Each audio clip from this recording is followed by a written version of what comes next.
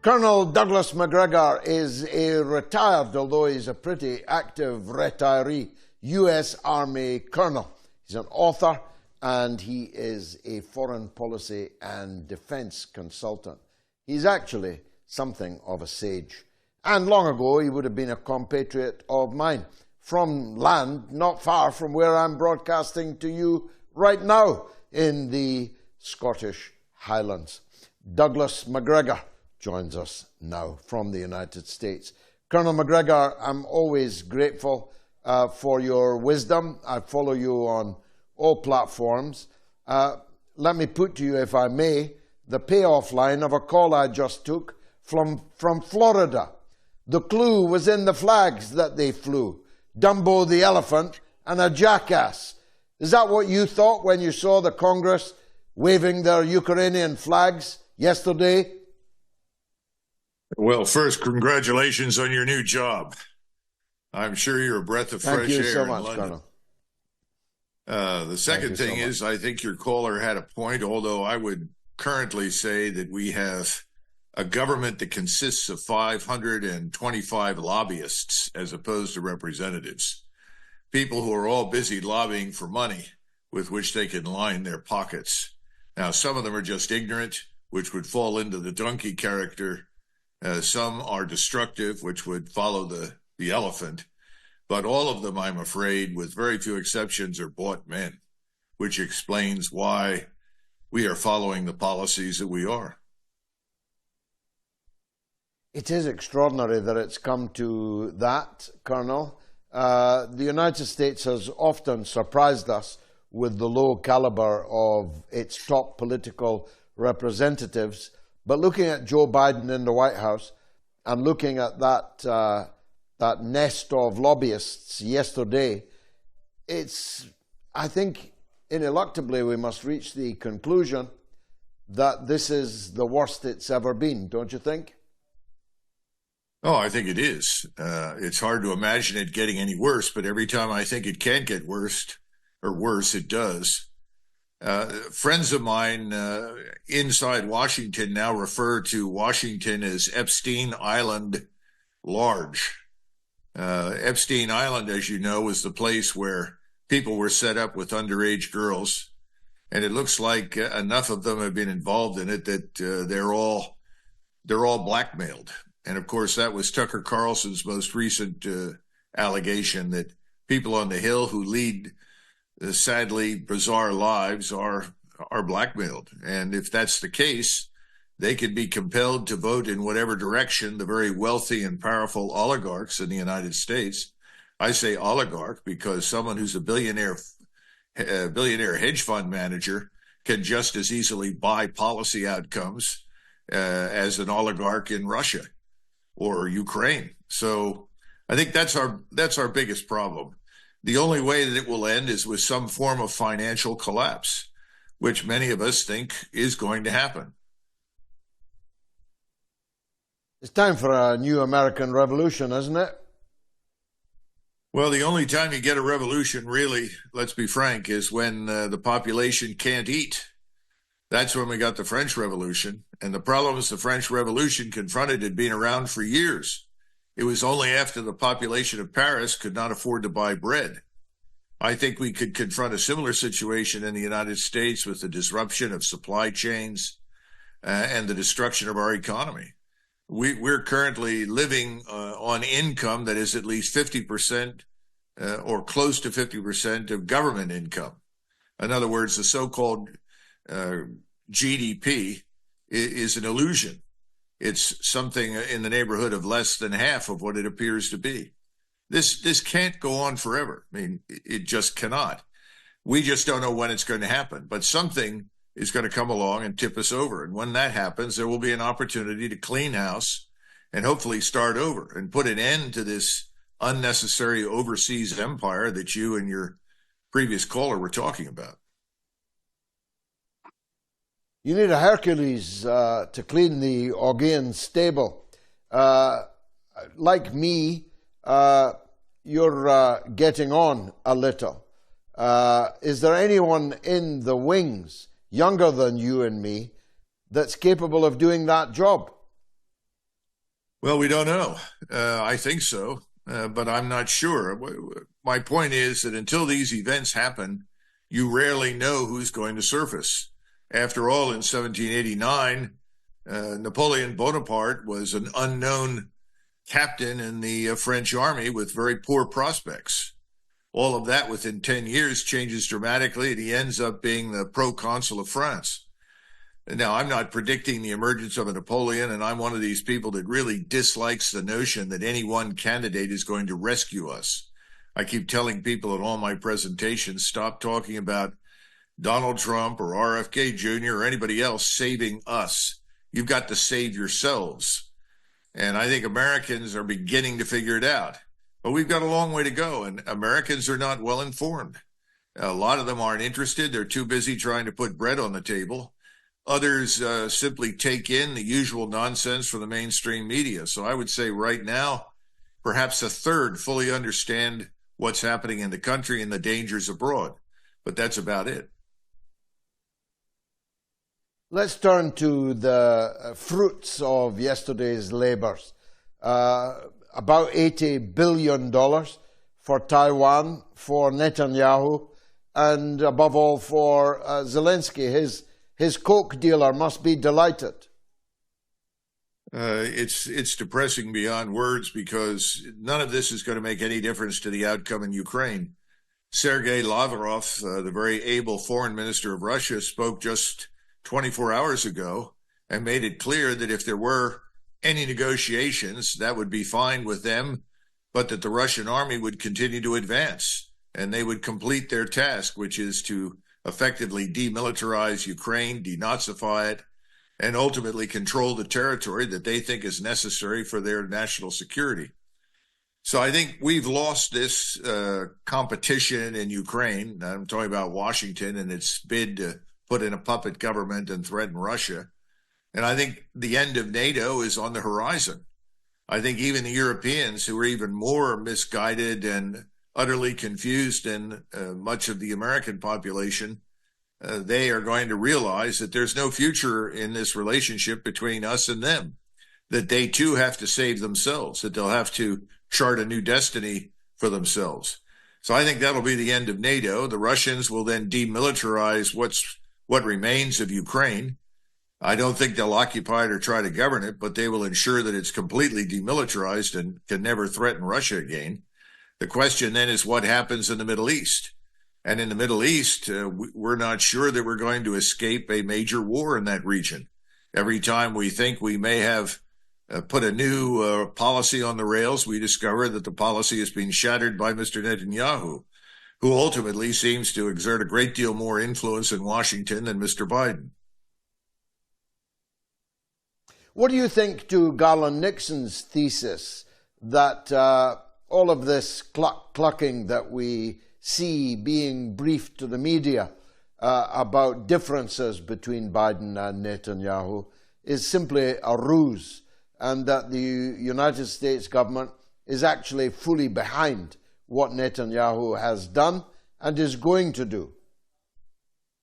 I think they're half right. First of all, I think until recently it was unconditional support for Israel. Then I think the reality has begun to set in with some of the senior people behind the scenes that are instructing Biden and controlling the Congress, that there's a very real potential for a major war that would draw in Russia and China and other countries and could, frankly, destroy Israel and fatally harm us. And so now I think there's a sense of helplessness, and that helplessness leads to pleas for cooperation with Mr. Netanyahu. Mr. Netanyahu did not get what he wanted, which was a war with Iran. So that's a good thing. That doesn't end the probability of future war with Iran for Israel and us, but at least it's a breathing space. The bad news is he continues to enjoy unconditional support for this program of mass expulsion and murder in Gaza. And as we see within the last 24 hours, 26 people were killed in bombings last night, most of whom I'm told are children. So this nonsense continues, and no one is willing to stand up and stop it. It's a condition of moral bankruptcy in London and in Washington that is clearly without precedent, I would say. I respect all of that and agree with almost all of it too. But I think we have to consider the shift in paradigm, Colonel. We've, until now, worried about the fact that Israel wanted a war with Iran. We may be entering an era in which Iran might want a war with Israel. If there is an all-out massacre in Rafah, for example, I now no longer believe that Iran will sit back and watch that, but will in fact use that as a launch pad for hegemony across the Muslim world. Well, there's certainly evidence to support your assertion. I don't think that Iran is delusional in the sense that it thinks it could be the dominant force in the Islamic world because it sits next to Turkey, and the Turks are certainly not going to tolerate that. I think what we're really seeing in addition to Iran is the broader Muslim world coalesce. What hasn't happened yet is that some of the governments that have been dragging their feet, like the Kingdom of Jordan, the government in Egypt, they're not the only ones. I'm not sure they will last much longer because their populations will demand action. And when they don't get it, they'll remove the government. I think Mr. Erdogan has changed his behavior recently because he lost badly in Turkish elections, at least in part for his failure to engage decisively against the Israelis. So I think we're going to see more of the Muslim world engaged than we've seen in centuries. So that much Mr. Netanyahu has achieved. The question is, what do we do? And we seem to be inept and powerless to exert any influence, largely because of what we've been discussing. The people that were cheering and waving the Ukrainian flags are bought men, or they're simply fools. I think that's a pretty good description.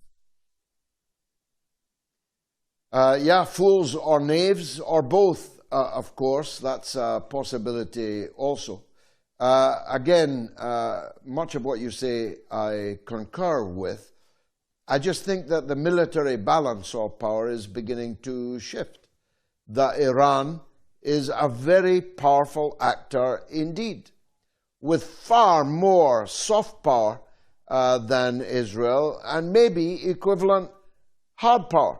What do you say to those that speculate that Iran's newfound confidence in dealing with Israel is because they've already got themselves nuclear weapons? You know, every intelligence agency with any degree of credibility that's looked at it has made it very clear that Iran is at most a threshold state. In other words, if they decided to build nuclear warheads, they could do it pretty rapidly. But thus far, we don't have any evidence that they have. I think you should also consider that Pakistan has promised nuclear warheads to Mr. Erdogan in the event that he thinks he needs them. And it would be very easy to get those to Turkey and for the Turks to mount them on missiles. So I think Israel's in a very difficult position. And what worries me is that instead of coming to terms with reality that this mass murder and expulsion policy is the death knell of Israel, and instead stopping it and seeking a way out of this terrible mess that they've created, that they themselves will decide to use a nuclear weapon.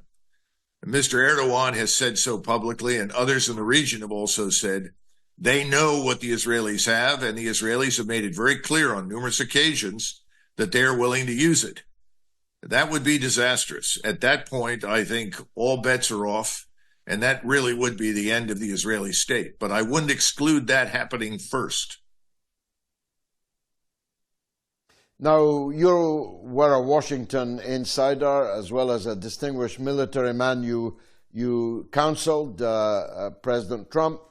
You know how the Beltway works. And so I ask you candidly, I know it's embarrassing for Americans, but have you ever seen a president like Joe Biden, who, as we would say back in your native Scotland, could scarcely bite his own nails, This is a man you wouldn't send out for a loaf, and yet he's got his finger on your nuclear triggers. The only ready comparison I can come up with is the last year in office of Franklin Delano Roosevelt. Because if you look at his reelection, he was dead or dying when he was reelected, and he was in no position to cope with the advance of the Soviet armies under Stalin into Europe and the eventual conquest and occupation of half of Europe and the world by communism. And so he was a disaster. So in that sense, you're absolutely right. He brought us to a disastrous end of the Second World War, and we're dealing with someone now who is eminently incapable of coping with the reality of what you and I have been discussing. However, there are others behind Biden who are not total fools. What they are, I would say, is simply amateurs. They've been playing at everything as though America is still what it was in 1991. They are ignoring the open borders, which they have deliberately created to dilute our population and essentially erase the American culture and national identity. They are the ones who are releasing criminals onto the street by destroying the justice system. They've ruined the armed forces in terms of morale and capability. It's at an all-time low.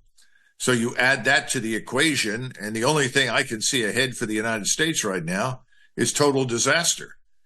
So perhaps someone will wake up and suddenly realize that the combination of stupidity overseas and self-flagellation at home or suicidal policies at home, somebody has to make a decision to stop one or the other. And I suspect there will be some people who will step forward and say, it's time to pull in overseas. But there's no guarantee. Thus far, there's a lot of self-delusion. You know, we're not 1991. We're not the nation we were.